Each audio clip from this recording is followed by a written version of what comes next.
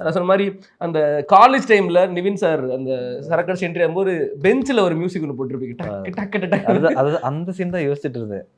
அதுக்கு actually already நான் music பண்ணேன். நான் 2 மியூசிக் பண்ணேன் ரொம்ப மாசா. ஏன்னா அப்பதான் கலிப்பு சாங் எல்லாம் முடிச்சிருக்கு.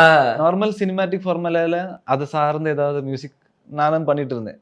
பண்ணிட்டு அவர் 2 மியூசிக் பண்ணேன். சரி ஓகேடா மாதிரி யோசிச்சாரு. அதுக்கப்புறம் அந்த பெஞ்சு தட்டுறது ஆக்சுவலி செட்ல ஃப்ரீயான டைம்ல அந்த காலேஜ் ஜூனியர் ஆர்டிஸ்ட் எல்லாம் இருந்தாங்கல்ல, அவங்க எல்லாம் அந்த சைடு ஷூட் நடந்துட்டு இருக்கு, இவங்க எல்லாம் கொட்டி சும்மா பாடிட்டு இருந்திருக்காங்க. ஓகே. அது இவரும் கேட்டிருக்காரு. இவர் கேட்டுட்டு அங்க ஸ்பாட் ரெக்கார்டிங் இருப்பார்ல ரெக்கார்டிஸ்ட், அவர் போயிட்டு நீ இதை நீங்க ரெக்கார்ட் பண்ணி வச்சுக்கோங்கன்னு சொல்லிட்டு சும்மா ரெக்கார்ட் பண்ணி வச்சது. அது இவர் தான் எனக்கு கேட்க வச்சாரு. கேட்க வச்சுட்டு இந்த டெஸ்க் கொட்டி இது எப்படி இருக்கு, நல்லா இருக்கா? நல்லா இருக்கு, இது ஏதாவது பண்ணலாமா?